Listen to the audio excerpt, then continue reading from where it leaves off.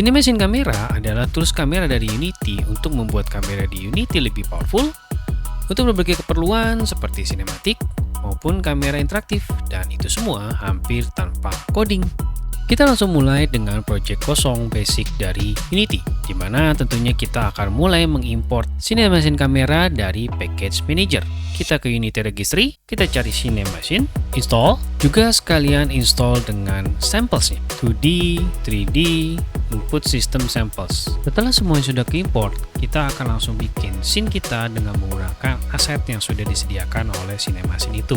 Di folder sample Cinemation 3,15 shared assets prefabs. Di dalamnya ada banyak aset yang kita pakai, mulai dengan checkerboard ini, yaitu plane-nya. Kita taruh di posisi 0,0 dan kita masukin karakter player kita yang dalam hal ini si Cameron. Nah, drag and drop dia ke dalam, dan kalau kita play, karakternya sudah bisa bergerak dengan pergerakan sederhana. Ya, ini dia ya, jalan, lari, dan loncat. Sekarang saatnya kita masukkan Cinemation Camera dengan cara klik kanan, Cinemacines, dan masukin Cinemation Camera. Nantinya sekarang main kamera kita akan memiliki icon Cinemation, dan terdapat di dalam inspektor Cinemation Brain yang bisa kita kontrol di dalam Cinemation Camera ini. Di sini kita bisa minta si Cinemation Camera nge-tracking player.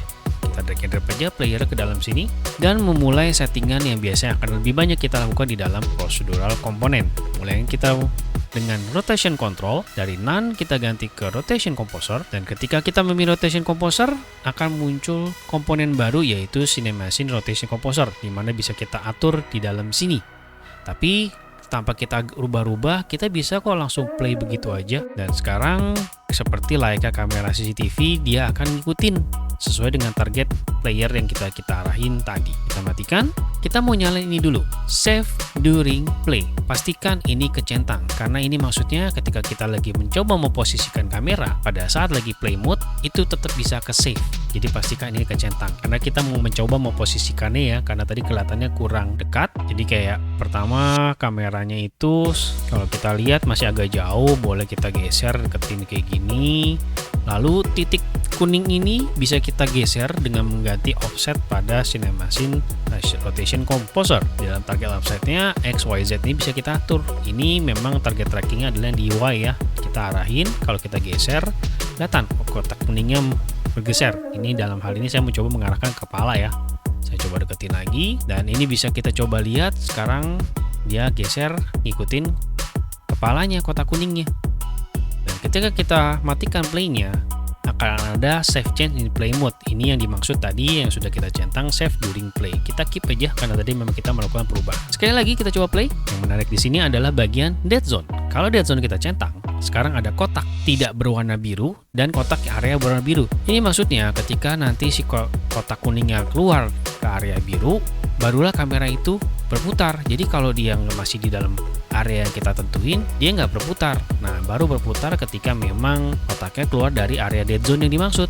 Dan tentu saja size dari dead zone itu bisa kita atur ya di sini. Saya nggak nyalain dead zone-nya karena kita coba mau masuk ke dalam position control kali ini. Setelah sudah ada rotation composer, ini kesana ke kamera CCTV, kita masukkan position control dengan memilih follow.